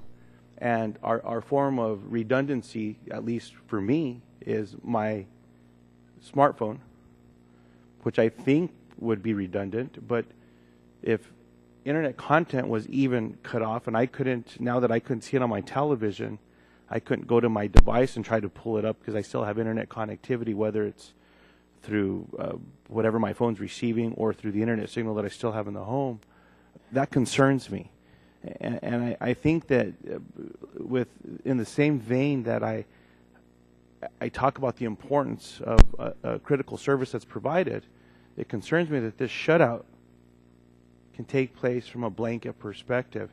And I don't know if there's, Mr. Munson, if we can talk about that a little bit to see what we can do to prevent that from happening when, at the very least, this is occurring. And I say that because the broadcasters know I still have a lot of concerns about orphan counties. And at least in New Mexico, we still haven't solved this problem. And we need to, because there's still places in New Mexico that those that are subscribers or that live in rural areas, and I'd invite anyone to drive out with me to New Mexico. It takes 8.5 hours to cross my district alone. Rural in nature. And there's a lot of people living in these rural towns that count on receiving local information, but now because of the way that some of these lines are drawn, they don't get local news. They get news from the neighboring state, but maybe not some of the warnings that they'd like to hear as well. So that's a whole other issue, but in regards to where sometimes the conversations break down and it's the consumer that was left out or that warning, can you talk about that a little bit, Mr. Munson? Yes, thank you, Congressman. First of all, I want to reiterate something I said in my opening statement, and that is that we never went dark. CBS never went dark in those markets. Their transmitters were on. They were broadcasting at full power during the entire time. People can receive our signals. We have spent a lot of money on a very robust system. As you know, in the Southwest, we count on translators in many cases to repeat that signal through large areas of land to reach as many people as we can possibly reach with the over-the-air signal. Mr. Munson, I don't want to interrupt, sir, but then it goes back to redundancy. And my question is if I'm going to make an investment in my home to put a digital receiver so that I can receive the broadcast feed off of that, then should I be open to what's being suggested by the chairman and the ranking member to say that I've made the investment to receive that digital signal, so I get my local affiliates for free. So then why am I paying for them on my dish feed or my cable feed? Primarily. And I think we need to be careful when we say that it's constantly being fed, because then as a consumer, where am I? If I'm going to invest in what I believe is redundant, again, through my smartphone and through what I perceive to be able to get information over the net, but even that was chopped off. Then my redundancy is the investment with what I need to do to, especially in a rural area. And so, a feed in New York City is different than a feed in New Mexico. Congressman, if I might, one of the redundant features that exists is your local cable television operator, because he has an emergency alert system. And that's triggered by, as you know, various stages from the federal government all the way down to the local entity. And that includes weather alerts as well. I thought I'd point it out. Well, I think that's fair, but in a day that, and Mr. Chairman, I see my time's run out, that we're highlighting the importance of a broadcast feed never going down and always being fed. I guess that's where I'm caught a little bit now as I'm looking at this closer with trying to understand what that means. So if I'm watching my local channel, CBS goes out, that's the channel that I watch. I know that when I turn it on, it's blank. It says, talk to your cable subscriber, or talk to whatever it is so we can try to get this figured out. Is that emergency broadcast still going to run on that channel? Or am I going to have to flip the channel in hopes, because probably I'm going to turn it off and then I'm going to go to my smartphone if I know that something's happening. It does run on our television station, yes. So even with that signal, even with that little note up there, I still get the message? But in the particular case you've described, if it were to happen to have an impasse between a cable company and a broadcaster, nothing is passed through because there had been an expiration of that particular contract. I want to also mention, again, that we're talking about 1.5%, or a half of 1% of the times we enter into these negotiations as broadcasters, it ends up in an impasse. It's unfortunate, and it's particularly outlined, as we talked about CBS Time Warner. It was very public and 30 days long, but that is a rare occurrence in these negotiations. They go on. There are probably people negotiating as we're sitting here new retransmission deals that we don't know about. I appreciate it. Thank you, Chairman. Very much. And I think your point is it's still over-the-air broadcast, so it's not a complete blackout. If you have an antenna, you still get CBS. It's just not available on a cable or DBS provider, depending on who's having the blackout. That's correct, Chairman. Yes, sir. Okay. Thank you. Thank you, Mr. Munson. I appreciate this response. We'll now go to the gentleman from Colorado, Mr. Gardner. Thank you, Mr. Chairman. And I had hoped that Mr. Scalise would still be here because, for the record, he still brings his 8-track player to meetings as well. Thank you very much, all of you, for being here. Particularly welcome Mr. Campbell, Mr. Dodge, for your representation today. Both of you responsible for creating thousands of jobs in my district and across the state of Colorado. So thank you so much to both of you for being here. Now, with regards to the topic of today's hearing, there are two primary concerns that I have. One is the consumer's ability to get what they want at a reasonable price, and the free market mechanisms that allow that to happen. But it seems like we are more and more facing impasses as we try to achieve those two goals of the free market and giving the consumer what it is that they want at a reasonable price. Broadcasters come before the committee in our office and say that everything is working the way it should, but others say that it is not working the way it should. And I'll tell you, in Congress, when we get accused of things working or not working, we end up with negotiations, concessions, those kinds of words that pop up, a compromise, and each side has to give a bit for the sake of the people who are affected to try to reach those two concerns, to meet the two concerns I addressed to the consumer. And so I don't purport to have an answer, and I don't know that anybody here on this committee has purported to have all of the answers or to say that there's one proposal that will fix this situation. But the fact is that there are still blackouts and that consumers are paying the price, both figuratively and literally. But in my mind, one blackout is one too many, especially when it's one that affects so many people, millions of people. And I think we can all agree on that. And sadly, it isn't just one, and it hasn't been just one. The rise in costs of programming and in the number of retransmission consent disputes and impasses leads me to believe that we do have a problem. So with that, I have a few questions for our witnesses. To Mr. Dodge, could you please explain a little bit more about your plan? Would you pay broadcasters in the adjacent market if you were to import their signal? What would this do to help the problem that we all see? Yes, we would. The imported signal, if you will, would be compensated under the current distant network signal royalty scheme, which is negotiated with each reauthorization of Stella, Shavira, whatever flavor it is, with the copyright holders. and represents a fair market rate. And the idea would be when a local signal is down, we could import a adjacent market signal, which, as I noted in my opening remarks, is quite an imperfect substitute. It allows people to continue to have access to the core network programming, but there would be no local content, so there would still be an incentive for both parties to negotiate and reach a fair deal to retransmit the local station. And I think that's so. I mean, you said this. You answered that here. You spoke about it earlier in your statements, in your opening statement, in terms of this being a permanent solution. It's not a permanent solution because, I mean, if you want to watch the Denver Broncos, you're not going to be thrilled if you have to watch the Cleveland Browns. Of course, in many cases, it worked out very well for us. But will this process, though, help you get a solution, though, for consumers, a settlement, so to speak? We think it will, because it will somewhat level the playing field, which today we think is quite out of skew. And there's sort of two goalposts, which I think are represented by Representative Scalise's bill and Ranking Member Eshu's bill, which is one, you can do a complete deregulatory approach, or you can try and level the playing field a bit so they're fair negotiations. And to Mr. Munson, during the last hearing, I asked each panel member if they believed the current system was a free market system and why. And I had one broadcaster respond by stating that it was, in fact, a free market, and that, and I'll quote from the hearing, quote, "In terms of retransmission consent, we view that as a mechanism of actually entering into negotiation.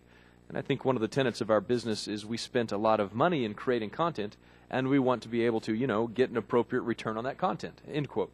So my question to you, with regard to the proposal that is outlined in the testimony today to import distant signals, even if a cable company is willing to pay you for importing a distant signal, you're still opposed to that idea. And you're opposed even if it's over a short period of time.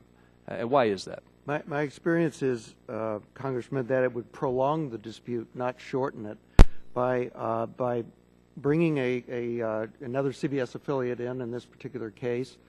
First of all, it violates the long-held contract that I have with the television network for exclusivity for the CBS product in this case, Phoenix. You can't import ESPN from another market if you have a dispute with ESPN. You can't say, well, I want to bring the ESPN signal from Tucson into the ESPN market into Phoenix. Why would it be any different to import the CBS signal, which violates our contract? It really goes to the core of localism.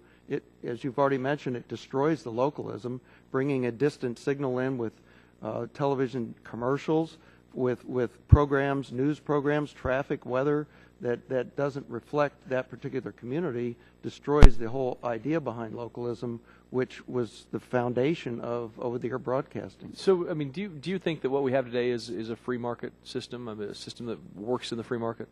I do. I think that having the deadline, I mentioned this earlier, having a deadline, while gut-wrenching for the parties at sometimes, generally brings the parties together. But by prolonging it, by bringing another station in, it artificially kicks the can down the road with the deadline, and therefore the parties don't negotiate and get a deal done. Mr. Chairman, I yield back. Gentleman yields back. Looks like we go now to the gentleman from Missouri, Mr. Long. Thank you, Mr. Chairman, and thank you all for being here today for your testimony. Looks like maybe I'm the cleanup hitter today. So, Mr. Dodge, let me start with a question for you. Do you think that DISH and others involved in efforts to change these retransmission consent laws, do you think that you and others are working hard enough out in the marketplace as it exists today to reach successful deals? We do. I'm sorry? Yes, we do. You do? Okay. Earlier you said in your testimony when it was your turn at the microphone there, you said that blackouts are occurring with more frequency and last longer. So if that's the case, if they're happening with more frequency and they're for a longer period of time, how many, just ballpark, but how many disputes has your company been involved in over, say, the last 5 or 6 years? Actually, I don't have that number off the top of my head. Can you get it for me? Of course. Okay, because I'd kind of like to know because if we're doing everything we can out there in the marketplace to, prevent these, and then they're happening more and with more frequency and lasting longer, I'd kind of like to, if you can get me an answer to that, I'd appreciate it. Of course. Okay, thank you. And is it A-Stars? Miss A-Stars, okay. The satellite compulsory licenses were created, as we saw. I don't know if that was Joe Barton's phone that Scalise held up there or what, but they were created a quarter of a century ago, and for very specific reasons, of course, at that time, as you're well aware of. So looking at the satellite compulsory licenses, 25 years or better, are those reasons still relevant today with what we've heard today and all the new technology and everything? Thank you for the question. As I said when I introduced myself, I'm a copyright lawyer rather than a Communications Act lawyer, and so I think some of the justifications for the creation of those licenses were more steeped in communications law than copyright law, although they reside in Title 17. But I guess I'd just say that the marketplace is vibrant with a variety of new services. As you've pointed out, you can do more today with the devices you have in your pocket than ever before. There's more creative content available to consumers through a variety of new services, and so I'm enthusiastic about the video marketplace as we see it today, and I don't see that it's in need of any new regulation. Okay. And with that, Mr. Chairman, I yield back. Mr. I already Long, yielded back, yeah. Or do you want me to yield somebody? Yeah, he was asking. Oh, I'm sorry. Now, you don't have a Vermont accent. No, sir. But you're... I got this one over here. That's not what it says on the TV monitor. And is that really a Missouri accent? That's what I want to know. No one knows. I thank the gentleman for yielding. I guess just a few follow-ups with what was said. And, Mr. Munson, I really appreciate the response to Mr. Gardner associated with where these territories and markets were drawn that give you your competitive advantage for the space that you operate in. But it also impacts a dilemma that I'm trying to solve in my state and my district with orphan counties. The consumers are not given the choices with what content they want delivered to them because someone drew an arbitrary line based on a population center, based on a market penetration of where the epicenter is for advertising. They get whatever content is going to be thrown at them. In this day and age, I think with Dish, through my Slingbox, I can get the content recorded, and then I can watch it digitally anywhere that I have access to the internet, that there's enough bandwidth for the video stream capacity, so I get my local content from New Mexico when I'm here that way. But in a day and age where I'm able to subscribe to a suite of information, there should be no reason that based on some lines that were drawn that leave my consumers out if they want information. But as I've described before in this committee, if they're savvy enough, as far as a Dish Network or DirecTV subscriber, and they go get a post office box in an area that gets local programming, no matter where they are, I could do it here. I could have a Dish Network or a DirecTV network here. I could get billed to my New Mexico address and set the thing up here, and I could get all the local programming that I want from New Mexico. It seems that something's broken in a way that I today, based on a law that's preventing consumer choice, should be able to get whatever programming from Arizona, California, Colorado, or New Mexico that I so desire as well. And so I just wanted a little bit of time to explain that's a concern that I have with where these lines were drawn, with how it's hurting my consumers when they want local news and they can't even get that. Thank you, Chairman. Now yield back. Gentleman, yield back. And I think that wraps up what I think has been a terrific hearing. We really appreciate all the testimony, your answers to our questions. And as you know, we don't have to tell you this complicated issue that we're trying to work our way through. We also know Stella has a timeline and a clock on it. We also know there are a lot of people who want to hang every caboose and main car and everything else onto Stella if they can. So we're going to be having further discussions about the video marketplace as we go forward. And with that, the committee stands adjourned.